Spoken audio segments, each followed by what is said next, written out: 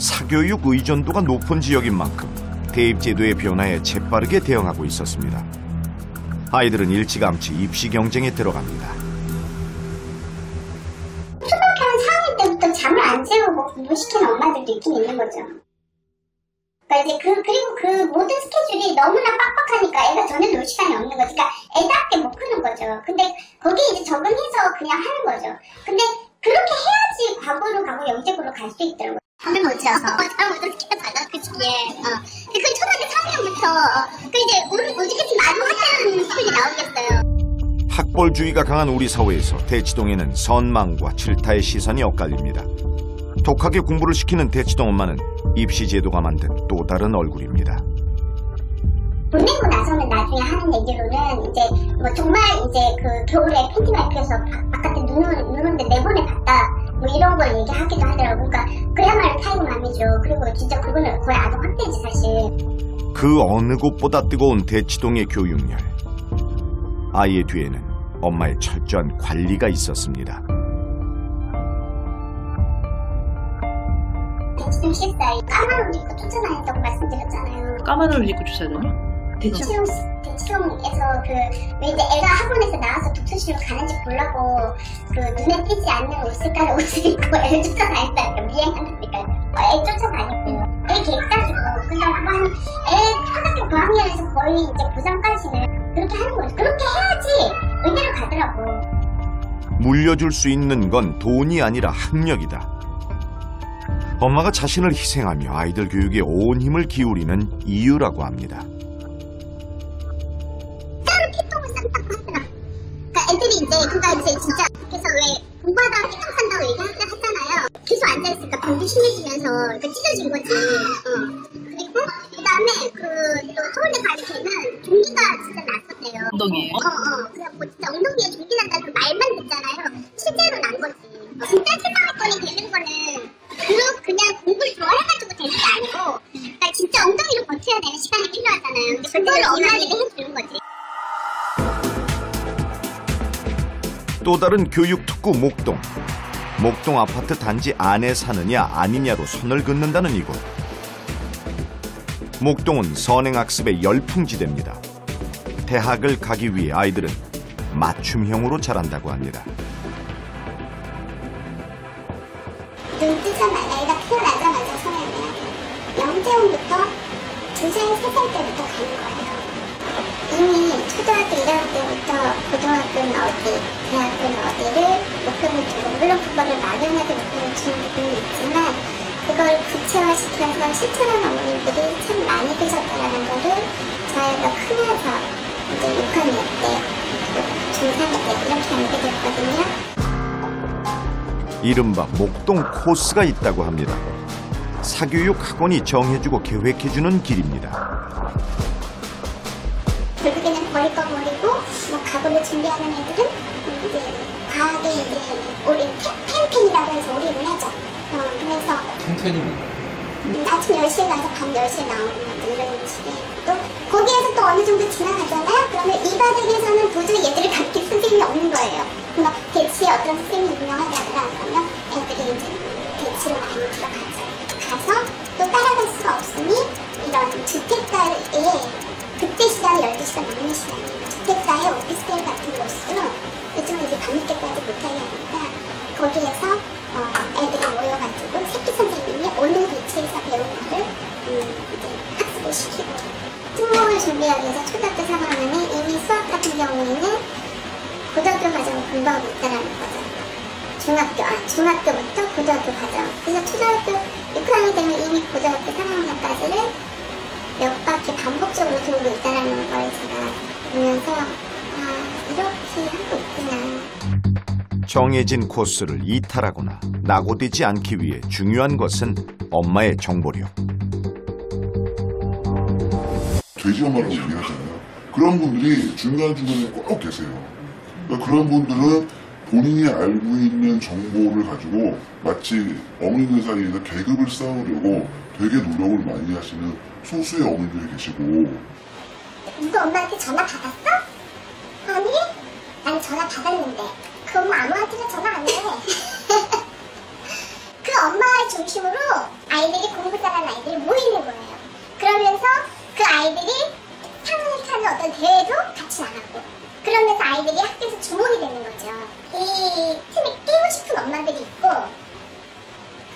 주말은 엄마들이 하는 줄 알았는데 다 엄마들이. 아니 근데 그것도 잘 생각해야 되는데 잠깐 이용하고 버려요. 돼지 엄마를 중심으로 만들어지는 모임에는 누가 들어갈 수 있을까요? 일단 재력이 있어야 되겠죠. 내가 선생님 섭외한다고 아까 말씀하셨잖아요. 그러면 한 판에 뭐 200을 벌린다면 2단 나눠야 되는데 그게 길게 가려면 재력도 있어야 되고. 근데 말도 이렇게 비싸네 싸네 이걸 하면 절대로 안 돼요. 안 껴져요. 그거 같아요. 그러니까 아까 말씀드린 계급이라는 거는 정보가 어디까지 내려갈 수 있느냐에 대한 계급입니다. 고급 정보가 예. 어디까지, 그러니까 중주까지 갈 수 있느냐, 아니면 신화까지 내려갈 수 있느냐, 아니면 저기 농민까지 내려갈 수 있느냐, 그 정보의 싸움입니다. 그러니까 자기들만 아는.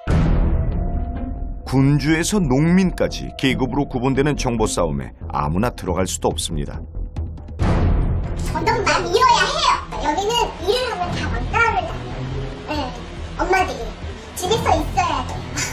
어떻게든 엄마들 모임에 뛰어야 돼요. 그래야 이게 형성도 되고 아이들하고도 같이 어우러지게 되고 그게 굉장히 오묘하게 거기에 오해가 하나 있는 게 금방 알아채요. 빠집니다. 진짜 정보는 안 줍니다. 저희는 지방과 경기도 일원, 목동과 강남 대치동까지 입시를 준비하고 겪었던 엄마들을 두루두루 만나봤습니다. 각 지역에서 만난 엄마들 사이에는 입시와 관련한 정보의 격차가 분명히 존재하고 있었습니다. 하지만 대학을 가기 위해서는 어린 나이 때부터 경쟁에 매달려야 하는 현실에 대해 같은 마음으로 우려하고 있었습니다. 전국에 19,229명의 학부모를 대상으로 설문조사를 해봤습니다. 자녀의 대학 입시 준비를 언제부터 하고 있습니까? 라는 질문에 대해 34.1%가 고등학교 1학년 때라고 답했고 고등학교 2학년이 13.5%, 중학교 시기가 15.6%, 초등학교 시기부터 준비하고 있다가 2.8%였습니다. 자, 이를 소득 수준별, 고교 유형별, 강남 3구와 그 외 지역별로 분석을 해봤더니 공통된 흐름을 발견할 수 있었습니다. 소득 수준이 높을수록 초등학교 입학 전과 초등학교 시기, 중학교 시기에 대학 입시를 준비하는 비율이 높았고요. 자사고, 특목고가 일반고에 비해 강남 3구가 그 외 지역에 비해 좀 더 일찍 대학 입시를 준비하는 것으로 나타났습니다. 한편 대학 입시를 위해 특별한 준비를 하지 않는다라는 응답은 전체의 29.6%였는데요. 이를 다시 분석해보니 앞선 분석과 정반대의 경향을 보였습니다. 소득 수준이 낮을수록 자사고, 특목고보다는 일반고가 강남 3구에 거주하지 않는 경우 대학 입시를 위해 특별한 준비를 하지 않는다고 응답했습니다. 엄마들의 대리전을 방불케 하는 지금의 대학 입시. 엄마들은 도대체 어디까지 아이들의 할 일을 대신해주고 있을까요? 교과 성적만큼 동아리, 자율활동, 봉사, 독서 등 비교과 활동이 중요해진 학종시대. 내 아이의 학생부에 지적 호기심과 성장 잠재력이 잘 담기고 전공과 맞는 특별한 스토리를 만들기 위해 엄마들이 바빠졌습니다. 어머님들이 계신 못해요. 아이들이 봉사하는 게 아니라. 저는 그런 게 항상 너무 안타까워요. 어머님이 하는 게 아니라 우리 아이들이 해야 되거든요. 아이들이 맡겨야 돼요. 어머니가 대신해도 봉사 시간을 인정해주나요? 네, 요즘 그러고 있어요. 원래 그렇게 하면 안 좀 돼요. 안 하도요? 왜냐면 어머님들이 어떻게 하냐면요. 음식을 만드세요. 아이들이 와서 잠깐 왔다가 배달을 하는 거예요. 그렇게 되면 인정을 받아요. 아이들이 왔다가 배달을 했기 때문에. 그렇게 해서 진행을 하는 부분들이 많아요. 공부력이라는 게 어떤 거냐면요. 사실 봉사활동으로 가는 시대는 지났잖아요. 처음에 봉사활동으로 이제 우리가 학생들을 뽑겠다고 해가지고 엄마들 미친 듯이 120시간, 160시간 해가지고 간 애들이 있어요. 그거를 나는 작년에 대학 쪽에 애가 동창인데 걔가 나 봉사활동 만들 때 좀 말아줘 그러는 거지. 왜 아들을 보내게 되는 거예요. 봉사활동을 하시는데 그 제도가 이제 다 학생들은 20시간만 맞추면 되는데 그걸 이제 어디서 듣고 그제서 하겠다는 거예요. 그래서 내가 이렇게 정보력이 취약한 엄마들도 있구나. 그러니 못 갈 수밖에 대학교를. 안 그래요? 입시도 생명이다 그러잖아요. 무슨 수능 보고 난 다음에 입시 그 설명회를 간다는 거예요.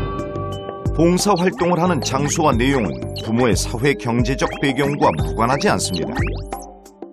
그것이 학생부의 질적 차이로 이어진다고 합니다.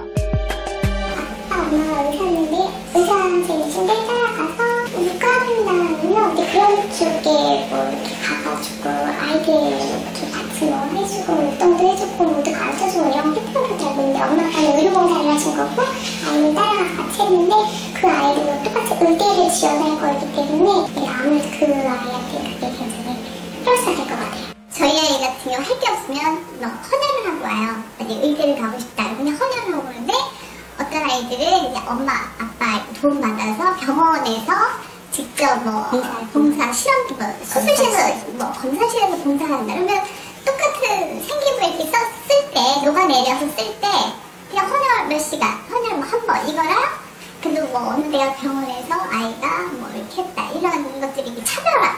그러니까 엄마들은 오로지 지금 차별화를 생각하는 거예요.